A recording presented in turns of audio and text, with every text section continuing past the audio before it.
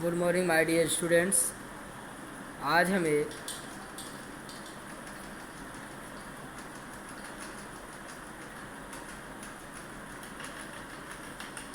आज हमें chapter number 2 में कक्षा 10 साइंस में क्लास 10 चैप्टर 2 साइंस वीडियो का पार्ट 2 देखना है। चलिए माय डियर स्टूडेंट, अब हम स्टार्ट करते हैं। ठीक है, देखिए आज का हमारा टॉपिक है अम्ल एवं क्षारक के रासायनिक गुणधर्मों को समझना है। ठीक है, तो क्या समझेंगे हम समझेंगे कि प्रयोगशाला में रासायनिक गुण कौन कौन से हैं तत्वों के, अम्ल कौन से हैं, क्षार कौन से हैं। देखिए स्टूडेंट, विज्ञान की प्रयोगशाला में आप HCl लेकर आइए, सल्फ्यूरिक अम्ल लेकर आइए, नाइट्रिक अम्ल लाइए, एसिडिक अम्ल ले लीजिए, सोडियम हाइड्रोक्साइड ले लीजिए, कैल्शियम हाइड्रोक्साइड ले लीजिए, पोटेशियम हाइड्रोक्साइड ले लीजिए, मैग्नीशियम हाइड्रोक्साइड ले लीजिए और अमोनियम हाइड्रोक्साइड ले लीजिए।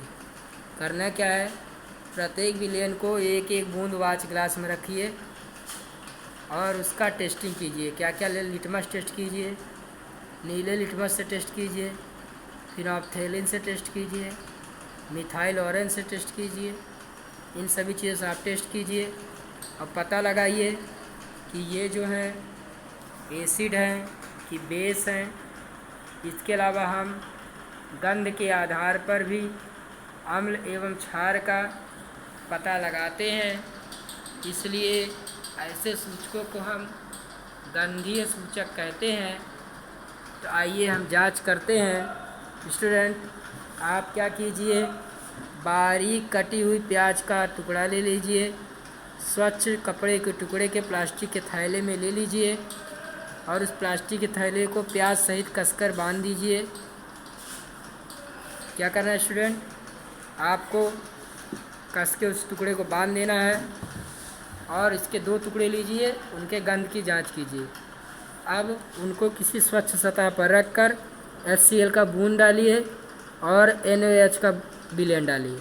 अब इन दोनों टुकड़े को पानी से धो दीजिए और उनके गंध की पुनः जांच कीजिए। चलिए देखते हैं। हमने देखा, करना क्या है, अपने प्रेक्षणों को लिखिए। अब थोड़ा इसमें लौंग का तेल और वेनिला मिला दीजिए और इसकी गंध की जांच कीजिए। फिर क्या करना है, एक परख नली में HCl ले लीजिए, दूसरी परख नली में NaOH ले लीजिए। अब उसमें वेनिला की बूंद डालिए और उसे हिलाइए और उसके रंग और गंध की जांच कीजिए। देखिए हमने क्या पाया इस प्रयोग में, हमने पाया कि वेनिला प्याज एवं लौंग के तेल में से किसे गंधी सूचक की तरह उपयोग किया जा सकता है, तो जिसमें से गंध आएगी एक विशिष्ट प्रकार की। अगर किसी विशिष्ट प्रकार की गंध आती है तो हम उस पदार्थ को एक सूचक के रूप में उपयोग कर सकते हैं। जिसमें किसी विशिष्ट प्रकार की गंध आती है स्टूडेंट, तो हम उस पदार्थ को सूचक के रूप में उपयोग कर सकते हैं। चलिए अब हम देखते हैं अम्ल एवं क्षारक धातु के साथ कैसे अभिक्रिया करते हैं। तो स्टूडेंट, चित्र 2.1 के अनुसार उपकरण व्यवस्थित कीजिए। एक परख नली में 5 ml सल्फ्यूरिक एसिड लीजिए। क्या लीजिए, 5 ml sulphuric acid. Sulphuric acid का अणुसूत्र होगा H2SO4। क्या होगा स्टूडेंट, H2SO4। और इस H2SO4 का क्या करना है, एक परख नली में उसका विलयन लेना है। क्या लेना है डियर स्टूडेंट, उस परख नली में उसका विलयन लेना है। अब आप जब उसका विलयन लेंगे तो हम देखेंगे कि विलयन के आधार पर कि वो एसिड है कि बेस है कि न्यूट्रल है कि न्यूट्रल नहीं है, उन चीज़ों की हम जांच करेंगे। चलिए हम क्या ले रहे हैं, दानेदार जिंक लिया, H2SO4 लिया। क्या लिया, H2SO4 प्लस दानेदार जिंक उस परख नली के अंदर मिलाया। तब हम देखेंगे कि जब हम दानेदार जिंक मिला रहे हैं तो आपका मिलेगा जिंक सल्फेट बन जाएगा और हाइड्रोजन गैस मुक्त हो जाएगी, क्योंकि आपके क्रियाकलाप में लिखा है कि दानेदार जिंक के टुकड़ों पे आप सतह पर क्या देखते हैं, तो हम देखते हैं जैसे ही H2SO4 में हमने दानेदार जिंक का टुकड़ा मिला दिया, वैसे ही कुछ गैसें बुलबुले के रूप में बाहर निकलती है। वह गैस कौन सी है? तो वो गैस हाइड्रोजन गैस है। तो ध्यान दीजिए, एसिड की धातु के साथ अपक्रिया होने पर हाइड्रोजन गैस मुक्त होगी। कौन सी गैस स्टूडेंट? Hydrogen gas. और क्या करना है, हमें चेक करना है कौन सी गैस मुक्त हुई। तो आप जलती हुई मोमबत्ती ले जाइए, आप देखेंगे कि मोमबत्ती और तेज़ी से जलने लगेगी। ठीक है। इसके अलावा आप HCl के साथ, HNO3 के साथ, CH3COOH के साथ प्रयोग कीजिए। ठीक है। चलिए देखते हैं हम। देखिए क्या है, देखिए यहाँ पर परख नली है, यहाँ पे दानेदार जिंक का टुकड़ा लिया गया है, तनु सल्फ्यूरिक एसिड लिया गया है, यहाँ हाइड्रोजन गैस के बुलबुले निकल रहे हैं और यहाँ से एक नली जोड़ दिया गया है। हाइड्रोजन गैस नली की सहायता से पानी के अंदर जाती है और ध्यान दीजिए हाइड्रोजन गैस पानी में आ भी ले है, और जैसे सुलगती हुई मोमबत्ती हम ले जाएंगे वो क्या हो जाएगी और तेज़ी से जलने लगेगी। तो दानेदार जिंक के टुकड़े के साथ तनु सल्फ्यूरिक एसिड की अपक्रिया जो है एक ज्वलनशील प्रक्रिया है। तो हम कह सकते हैं कि जब किसी धातु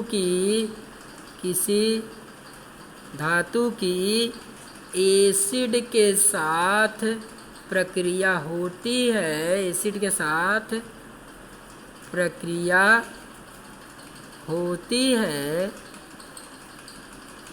तो धातु का एसिड धातु बनेगा और हाइड्रोजन गैस मुक्त होती है। तो हमने क्या किया, एक फ्लास्क लिया, उसमें सल्फ्यूरिक एसिड डाला, दानेदार जिंक डाला, दानेदार जिंक और सल्फ्यूरिक एसिड के बीच में देखो क्या प्रक्रिया, और एक बार और मैं लिख देता हूँ, ये H2SO4 है और ये जिंक है, प्रक्रिया होकर ZnSO4 बनता है और हाइड्रोजन गैस क्या हो रही है, मुक्त हो रही है। तो स्टूडेंट, जब कोई धातु एसिड के साथ प्रक्रिया करेगी तो हमेशा हाइड्रोजन गैस मुक्त करेगी। तो उम्मीद है आपको इतना समझ में आया होगा। तो हम HCl के साथ किसी धातु की प्रक्रिया करते हैं। चलिए हम जिंक सल्फेट की HCl के साथ प्रक्रिया करते हैं। तो जब आप HCl के साथ प्रक्रिया करोगे, ठीक है, चलिए अब हम जिंक की मान लीजिए HCl के साथ प्रक्रिया करते हैं। तो आप देखेंगे ये 2HCl है, तो ZnCl2 बनेगा और हाइड्रोजन गैस मुक्त होगी। इसी प्रकार से आप जिंक प्लस HNO3 का प्रक्रिया करा दीजिए, तो आप जानते हैं क्या बनेगा, तो जिंक NO3 का whole twice plus hydrogen gas, यानी सब में आपको हाइड्रोजन गैस मुक्त होती हुई दिखाई देगी। तो उम्मीद है स्टूडेंट इतना आपको समझ में आया होगा।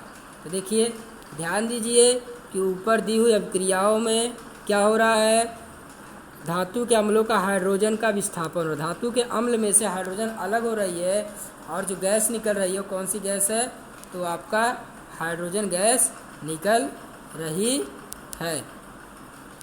तो इससे हमें पता चलता है कि अम्ल जो है धातु के साथ अपक्रिया करके धातु का यौगिक बनाता है। तो स्टूडेंट, जब धातु का यौगिक बनाएगा तो उसे हम क्या कहेंगे, लवण कहेंगे।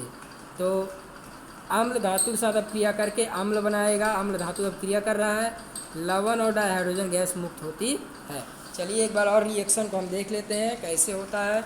हमने क्या लिया था, तो हमने जिंक लिया था, हमने H2SO4 लिया, ठीक है, बना क्या, तो बना ZnSO4 बना प्लस हाइड्रोजन गैस बनी। तो देखिए ये क्या है, लवण बन गया और ये डाइहाइड्रोजन वायु क्या हो गई, मुक्त हो गई। तो स्टूडेंट उम्मीद है आपको इतना समझ में आया होगा। ठीक है। अब देखिए इसी धातु की अधातु के साथ प्रक्रिया कराने पर भी डाइहाइड्रोजन गैस देखिए मुक्त हो रही है। देखिए करना क्या है, एक धातु का एक परख नली लीजिए, उसमें जिंक का टुकड़ा डालिए, उसमें सोडियम हाइड्रोक्साइड मिलाइए। जब सोडियम हाइड्रोक्साइड आप मिलाएंगे तो ये क्या है 2NaOH है, जिंक मिला दिया आपने। तो कौन सी प्रक्रिया होगी, तो ध्यान दीजिए सोडियम जिंकेट बनेगा। क्या बनेगा, सोडियम जिंकेट बनेगा और डाइहाइड्रोजन वायु मुक्त होगी। इसका मतलब है कि चाहे धातु हो चाहे अधातु हो, सॉरी जब धातु हो और धातु जो हो, किसी एसिड और बेस के साथ धातु अगर अभिक्रिया करता है तो उसमें एक निष्कर्ष निकलता है, वो होता है डाइहाइड्रोजन गैस। ठीक है स्टूडेंट, क्या होता है, डाइहाइड्रोजन गैस। स्टूडेंट उम्मीद है इतना आपको समझ में आया होगा। चलिए हम देखते हैं कि धातुएं कार्बोनेट तथा धातु हाइड्रोजन अम्ल के साथ कैसे अभिक्रिया करती है। करना क्या है आपको, तो आपको दो परख नली ए और बी लेना है। ठीक है, एक परख नली में NO2CO3 लीजिए, यानी सोडियम कार्बोनेट लीजिए। कितना ग्राम, 0.5 ग्राम। दूसरे परख नली में सोडियम हाइड्रोजन कार्बोनेट लीजिए। कितना लीजिए, 0.5 ग्राम लीजिए। अब चित्र में दर्शाए अनुसार इसमें ये चूने का पानी है, जिसे हम कैल्शियम हाइड्रोक्साइड का विलयन कहते हैं। इसका सूत्र होता है CaOH2 का होल ट्वाइस। चूने का पानी है, इसके अंदर क्या करना है, आपको सोडियम कार्बोनेट मिलाना है और सोडियम हाइड्रोजन कार्बोनेट मिलाना है, और आपको देखना है कि कौन सी प्रक्रिया हो रही है। तो स्टूडेंट देखिए, जब हम सोडियम कार्बोनेट में हाइड्रोक्लोरिक एसिड मिलाएंगे तो देखो सोडियम कार्बोनेट है, Na2CO3 है, इसमें क्या मिला रहे हैं, HCl मिला रहे हैं। तो देखिए क्या क्या बनेगा, देखिए लवण बनेगा, 2NaCl बनेगा, पानी बनेगा और कार्बन डाइऑक्साइड बनेगा।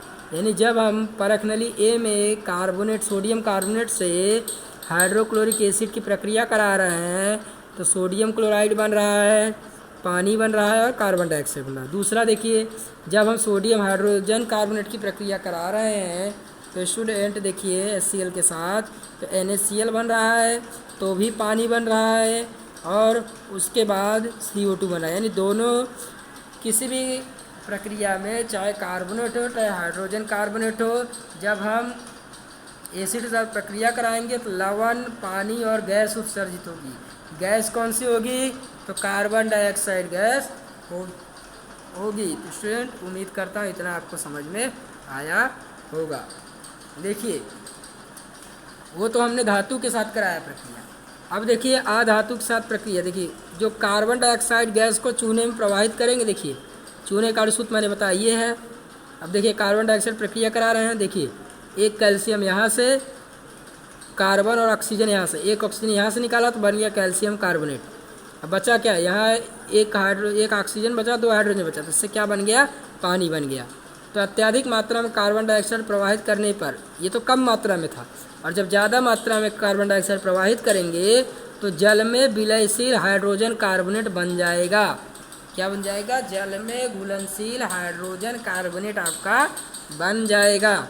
इसी प्रकार से स्टूडेंट देखिए, अब आप चूना का पत्थर, खड़िया, संगमरमर, कैल्शियम कार्बोनेट के विभिन्न रूप हैं। क्या ये कैल्शियम कार्बोनेट के अलग अलग रूप हैं। सभी धातु कार्बोनेट हाइड्रोजन अम्ल के साथ अभिक्रिया करके क्या क्या बनाते हैं, कोई भी धातु कार्बोनेट हो वो हाइड्रोकार्बोनेट या कार्बोनेट अम्ल के साथ जब प्रक्रिया करेगा, मैंने बताया लवण बनेगा, कार्बन डाइऑक्साइड बनेगा और जल बनेगा। तो देखिए क्या क्या बन रहा है, धातु कार्बोनेट है, धातु हाइड्रोजन कार्बोनेट है, अम्ल के साथ प्रक्रिया कर रहा है, लवण बन रहा है, कार्बन डाइऑक्साइड बन रहा है और जल बन रहा है। तो उम्मीद है स्टूडेंट इतना आपको समझ में आया होगा। इसके आगे की प्रक्रिया अब हम कल पढ़ेंगे। Thank you very much.